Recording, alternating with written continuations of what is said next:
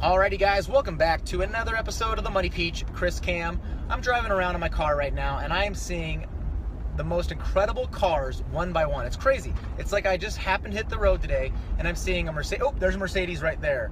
And a few minutes ago I saw a nice brand new Cadillac Escalade. And oh, there's an Audi. So I must be driving in the area of town right now where all these nice cars are.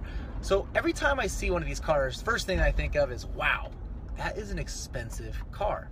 And then the second thing I think of is, and that's an expensive car payment. You see, about 9 out of 10 vehicles on the road right now that are brand new or that are newer are toting around a car payment on average of about $500 a month in car payments. That's average. Some of you are thinking, I'm well above average. So you're driving around with a car payment. So why would you have a car payment? Well, it's quite simple. If you don't have the money to pay cash for the car, then you would get a car payment. But I'll take that a step further. If you don't have money to pay cash for the car, then technically you can't afford the car. And a lot of people will argue that and say, well, I can afford the payment, so I can afford it. But you're asking the wrong question. The question most people are asking is how much down and how much a month. The question you should be asking is how much? How much is it? How much does it cost? How much do I have? How much can I really afford? Not how much can I afford a month. If you're asking those questions, then you're setting yourself up to live payment to payment, which results in paycheck to paycheck eventually. I don't want you to live payment to payment. Payment to payment, paycheck to paycheck sucks. I've been there, done that, got the t-shirt. Actually, I got a $7,000 t-shirt after I signed up for a credit card my first day of college. The point is this: we need to stop doing stupid with money. And here's the second point here. I'm not saying that new cars are a bad thing. I'm saying if you can afford a new car and you want a new car and you understand the ramifications of that new car dropping in value and you still want it, then go out and buy it if you have the cash. You see, I got a friend. He's very, very, very wealthy. I would estimate in the $20 million range.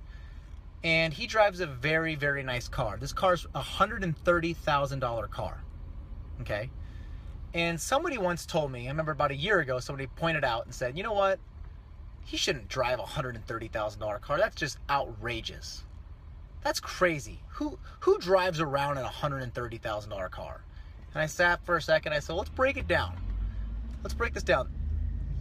Let's talk about your car. So I asked him, what kind of car do you drive? And he drove a truck that was worth about $40,000. And I said, hey, just out of curiosity, what's your income? He says, I make $50,000 a year. I said, okay. So you're driving around in a $50,000 a year car or truck. I'm sorry, you're driving around with a $50,000 a year income and you have a $40,000 car.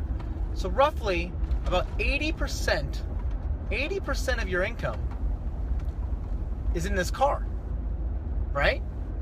And I said, this guy over here that you're pointing out, who's worth $20 million, by the way, is driving around in a $130,000 vehicle. And if you break it down, it's less than 1%. It's about 0.5% of this guy's net worth.